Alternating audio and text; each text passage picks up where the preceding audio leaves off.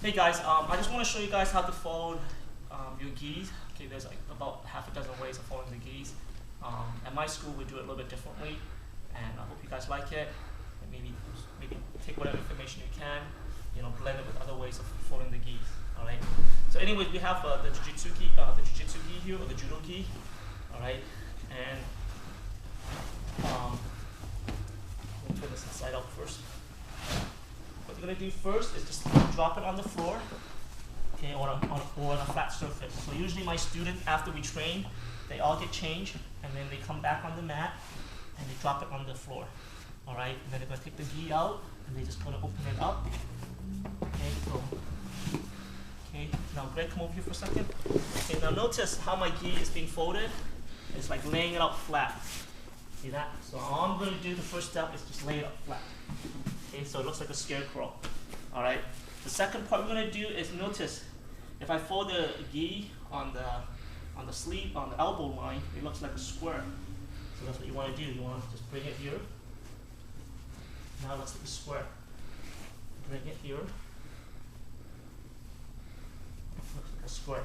All right. So that's your next step. Now obviously you want to make sure it's left over right. If you forget how to do that, just look for the label. Okay, so now we have a square. We're going to take this, and we're just going to bring it back. We're going to take this, we're going to bring it back. Alright, so it looks like this. After you get it out, we're going to go like this. We're going to fold it here, and bring it back. Come over here, and I'll bring it back. Okay, now obviously I should be doing it like this. It's a lot easier. Okay, but for the sake of the video, we're going to do it sideways. Alright, now what we're going to do is we're going to divide the gi in 3 columns. 1, 2, 3. Alright, so what we're going to do is we're going to take this whole edge, I'm going to put it in the center of this garment here. Alright, and I'm just going to use my hand and smooth it out.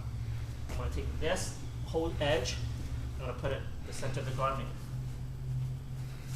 That's it, okay? Now here's the next part. Obviously we'll take our pants. It doesn't matter if it's right, front to back or front to back to front.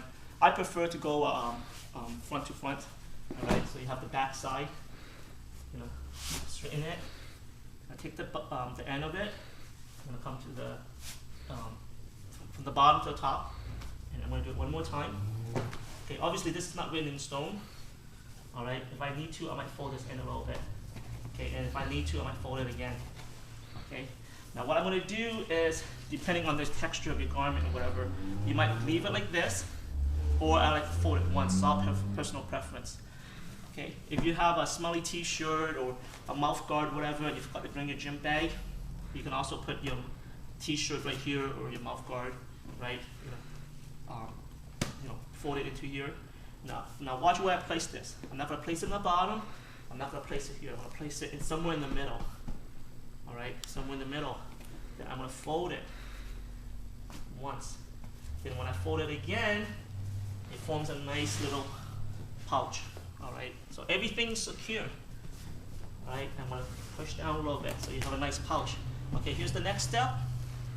I'm going to take my belt. I'm going to take tail to tail. Alright, I'm just going to guide it. Alright, take the middle. And I'm going to bring it over the center of the pouch, preferably like this. And see what I'm doing? So I'm going to go like this. Okay, and then I'm going to come down, I'm going to grip onto the bottom, and I'm going to flip it over. Come around.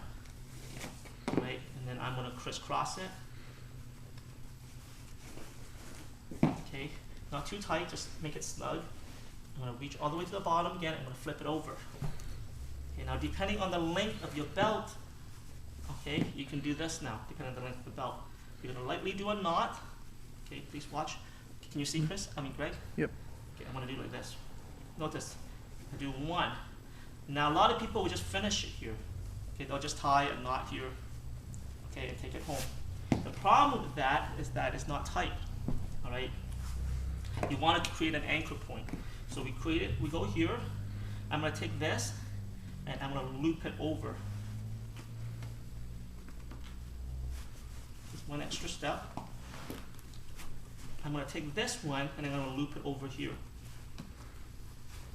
Okay. You know you did it right when you finish it, across from each other, right? So it looks like an origami flower. Now I will finish up with my regular knot. Okay. Now what happened is you have one connecting loop. All right. Now after a hard day of training, your gi's all sweaty and stuff. You don't want to put it in your gym bag because your gym bag's going to be smelly. You want to keep your gym bag nice and clean and fresh, right? So now you can carry your gi separately from your gym bag. You can throw it over your shoulder, whatever. All right. Sometime, if my belt is too long, all right, I just hold it like this. All right, but it should be nice and secure.